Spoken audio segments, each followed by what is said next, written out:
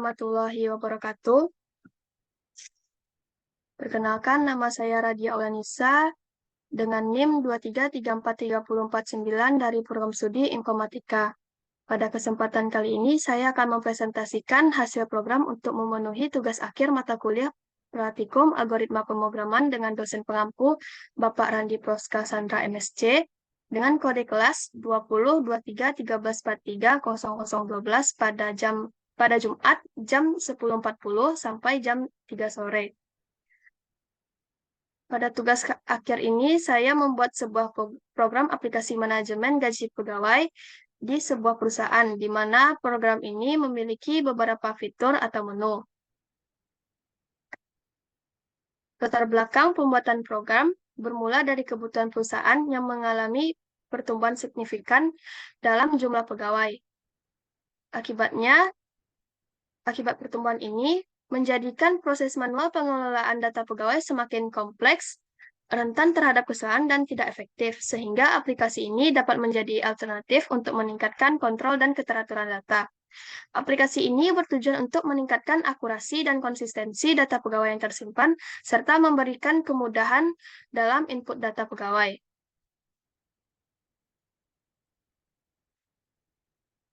Implementasi bahasa pemrograman yang saya gunakan. Yang pertama itu implementasi looping. Terdapat looping do while untuk membuat menu interaktif yang memungkinkan pengguna memilih berbagai opsi, seperti input data pegawai, menampilkan data, melihat pesangon, melihat data ke file, dan keluar dari program. Kemudian, implementasi decision making. Pengambilan keputusan atau decision making ini terjadi atau kita lihat pada fungsi input pegawai, di mana program menggunakan struktur kontrol if-else untuk menentukan gaji pokok berdasarkan jabatan pegawai. Kemudian terdapat implementasi array. Array digunakan untuk menyimpan data pegawai. Dan deklarasi array terdapat pada fungsi main. Array pegawai digunakan untuk menyimpan data pegawai dan jumlah pegawai melacak jumlah pegawai yang telah diinput. Kemudian implementasi fungsi. Terdapat beberapa fungsi yang digunakan dalam program seperti tampilkan judul, kode pegawai, input pegawai, hitung pesangon rekursif, hitung pesangon, tampil data, lihat pesangon, dan simpan data ke file. Kemudian terdapat implementasi struct. Struct digunakan untuk mendefinisikan entitas seperti jabatan, departemen, dan pegawai. Juga digunakan untuk menyimpan informasi terkait pegawai, termasuk kode, nama, jabatan, departemen, dan lama bekerja. Yang terakhir yaitu implementasi file handling. File handling digunakan untuk menyimpan data pegawai ke dalam suatu file. Fungsi ini membuka file dengan mode penulisan dan menyimpan data pegawai ke dalamnya dengan format tertentu. Berikut penjelasan dari program yang telah saya buat. Yang pertama, terdapat header, include, stdio, stdlib, dan string untuk standar input-output. Kemudian terdapat definisi struktur seperti struct jabatan, struct departemen, dan struct pegawai. Di sini, di dalam struct jabatan terdapat dua atribut, yaitu nama berukuran array 20 dan gaji pokok. Kemudian dalam struct departemen terdapat atribut nama dengan ukuran array 20. Kemudian pada struct pegawai terdapat beberapa atribut seperti kode berukuran array 8, kemudian nama dengan ukuran array 30, kemudian tipe data jabatan untuk variabel jabatan J kecil, serta tipe data departemen dengan D besar untuk variabel departemen D kecil, dan terakhir atribut lama bekerja. Selanjutnya, kita masuk ke dalam fungsi-fungsi yang digunakan dalam program. Yang pertama itu adalah fungsi kode pegawai untuk menghasilkan kode pegawai secara otomatis dengan format string konstanta PGW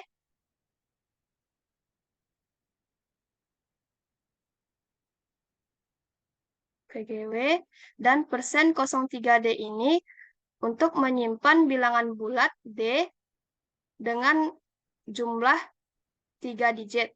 Kemudian jumlah pegawai saat ini ditambahkan 1. Jadi misalkannya apabila jumlah pegawai saat ini adalah 0, maka ketika user memasukkan data pegawai yang pertama, otomatis jumlah pegawai setelah input data akan bertambah menjadi 1. Dan kode otomatisnya atau kode pegawainya yaitu berformatkan PGW 001 untuk data pegawai yang pertama atau pegawai yang pertama. Selanjutnya kita akan masuk pada fungsi input pegawai untuk input data pegawai. Di sini user diminta untuk memasukkan nama pegawai, kemudian kode pegawai akan tercetak secara otomatis. Kemudian user diminta untuk memasukkan jabatan pegawai dan ketika user memasukkan jabatan pegawai, terdapat penggunaan if-else untuk menentukan gaji pokok berdasarkan jabatan.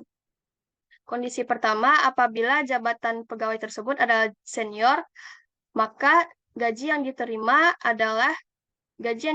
oleh pegawai tersebut adalah 5.000 US dollar. Di sini mata uangnya dalam bentuk dolar.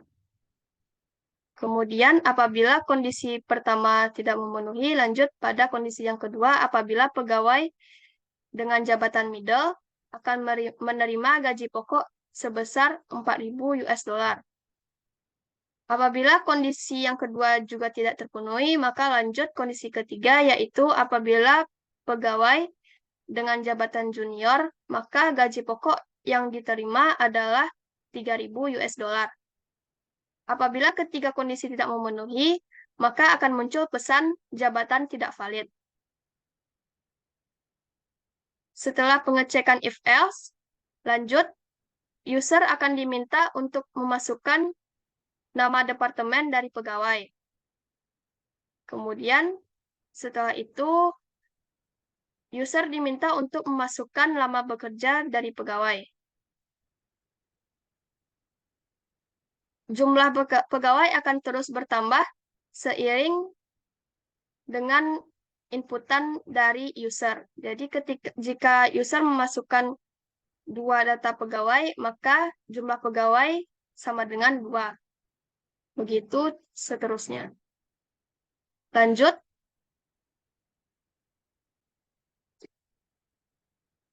Selanjutnya kita masuk pada fungsi rekursif. Itu fungsi hitung pesangon rekursif untuk menghitung pesangon pegawai. Sini terdapat parameter fungsi yaitu lama bekerja dan gaji pokok. Di sini terdapat beberapa kondisi yaitu kondisi if-else. Pada kondisi if, lama bekerja sama dengan 0, return 0. Ini merupakan kondisi dasar atau base dari kasus rekursif. Jika lama bekerja sudah mencapai 0, maka nilai pesangon yang dikembalikan adalah 0. Selanjutnya pada kondisi berikutnya, else return 0,5 dikali gaji pokok tambah hitung pesangon rekursif. Fungsi hitung pesangon rekursif akan dipanggil di sini. Kemudian lama bekerja kurang 1 gaji pokok. Jika lama bekerja belum mencapai 0, maka fungsi akan mengembalikan nilai yang dihitung berdasarkan rumus pesangon. Rumusnya adalah setengah dari gaji pokok, yaitu 0,5, dikalikan gaji pokok, ditambah dengan hasil dari pemanggilan fungsi itu sendiri, dengan nilai lama bekerja dikurangkan 1.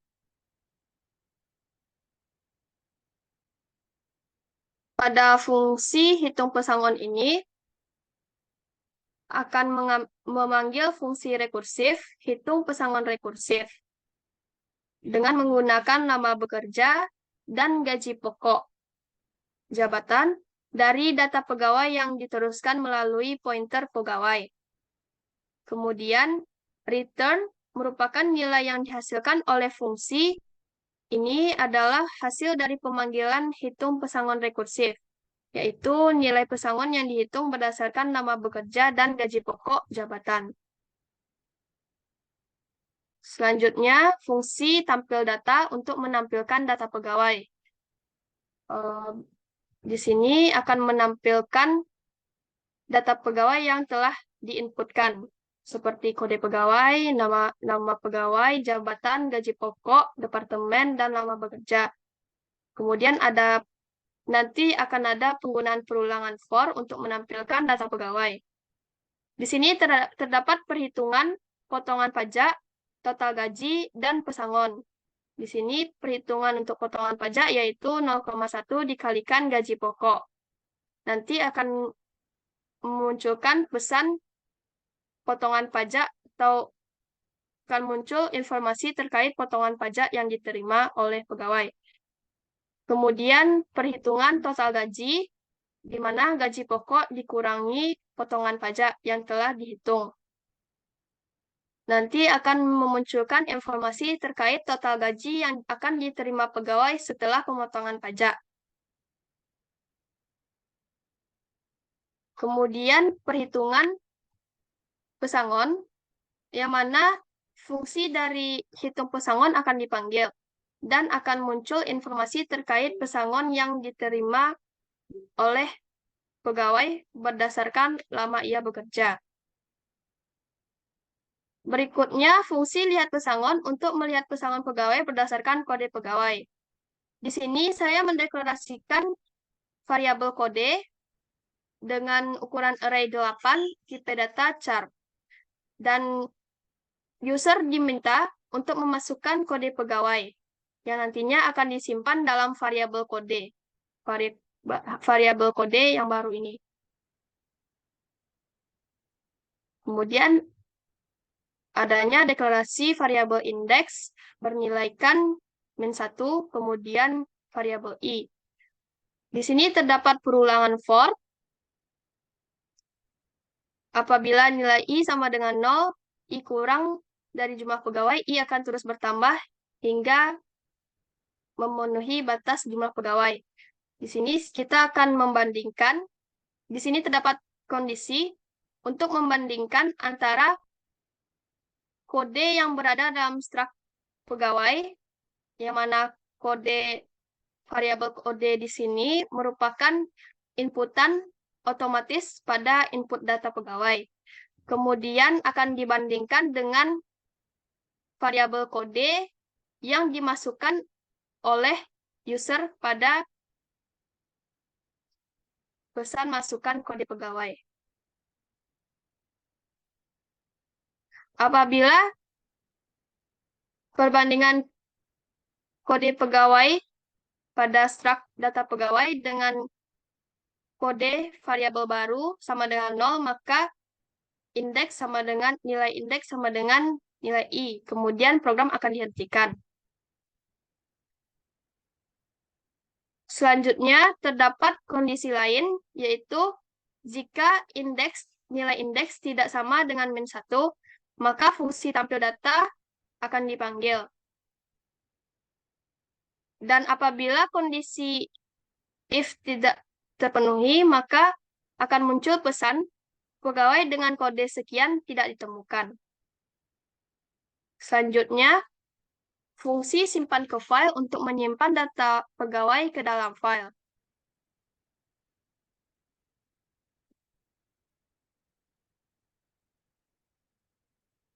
Di sini, kita akan membuka file dengan nama, yaitu variabel nama file, untuk ditulis.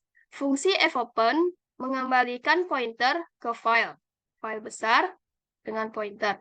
Dan mode W menunjukkan bahwa file akan dibuka untuk penulisan atau write. Di sini terdapat kondisi Jika keluaran file tidak sama dengan 0, maka file berhasil dibuka. Atau kondisi ini bertujuan untuk melakukan pengecekan apakah pembukaan file berhasil atau tidak. Jika berhasil, maka akan ditampilkan data dari pegawai tersebut.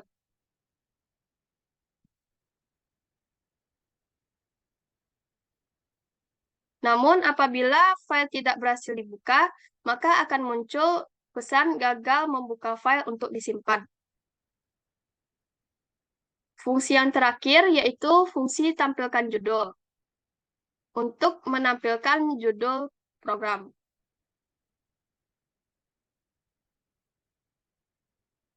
Baiklah, kita sampai pada fungsi yang terakhir dan fungsi utama, yaitu fungsi main, di mana saya mendeklarasikan struct pegawai berukuran array 50, kemudian variabel pilihan, dan jumlah pegawai dengan tipe data integer bernilaikan 0.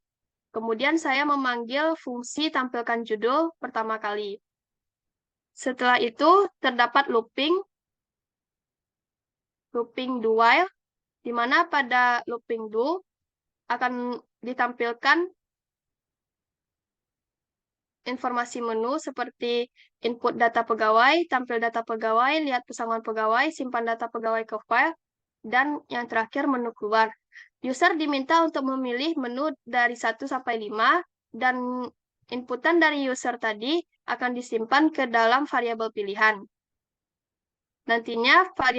Nantinya inputan tersebut akan diproses melalui switch case, yang mana pada kondisi pertama atau kasus pertama, menu pertama, terdapat kondisi if-else. Apabila jumlah pegawai kurang dari 50, maka fungsi dari input pegawai akan dipanggil dan akan menampilkan pesan data pegawai berhasil diinput. Namun, apabila kondisi if tidak mencukupi, maka langsung saja akan menampilkan pesan jumlah pegawai maksimum telah tercapai. Selanjutnya, kasus yang kedua akan mencetak pesan data seluruh pegawai dan terdapat perulangan for. Kemudian, fungsi tampil data akan dipanggil. Kemudian, program untuk kasus kedua akan dihentikan. Kasus ketiga, fungsi lihat pesangon akan dipanggil. Kemudian, program akan dihentikan. Pada kasus keempat, fungsi dari simpan ke file akan dipanggil, dan file disimpan dalam bentuk atau format data pegawai teks. Kemudian akan muncul pesan data pegawai berhasil disimpan ke dalam file. Kemudian program dihentikan atau break. Kasus yang terakhir, kasus kelima, yaitu akan menampilkan pesan program selesai. Kemudian program akan dihentikan. Pada kondisi default, akan mencetak pesan pilihan tidak valid. Kemudian program akan keluar dan mengembalikan nilai 0. Pada while ini, dengan syarat pilihan tidak sama dengan 5. Baiklah, berikut tampilan hasil atau output dari program. Ini dia hasil atau output dari program yang sudah saya buat. Yang pertama itu tampilkan judul. Di sini sudah tertera judul program aplikasi manajemen gaji pegawai perusahaan Rebi IT. Di sini user diminta untuk memasukkan atau memilih menu dari 1 sampai 5. Di sini saya memilih menu pertama, masukkan nama pegawai. Kode pegawai langsung tercetak ketika user memasukkan nama pegawai. Pegawai dengan nama Radia memiliki kode PGW 001. Pilih jabatan senior IT, nama bekerja nama. Kemudian kita mau masukkan data pegawai yang kedua. Aulia Serius. Ini tuh.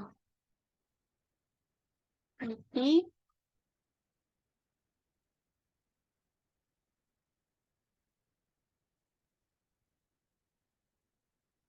Oke, baik. Di sini kita masukkan sampel data pegawai. Ini dia data dari pegawai. Apakah terlihat? Data seluruh pegawai.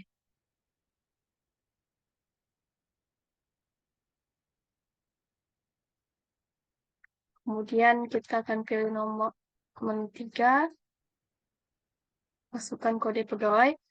Di sini user diminta untuk memasukkan kode sesuai format yang telah ada sebelumnya. Nih, pegawai yang kedua.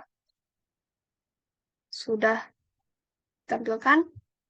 Pesangon yang diterima adalah 8.000 US dollar ya. Kemudian saya ingin menyimpan data pegawai ke file. Data pegawai berhasil disimpan ke dalam file.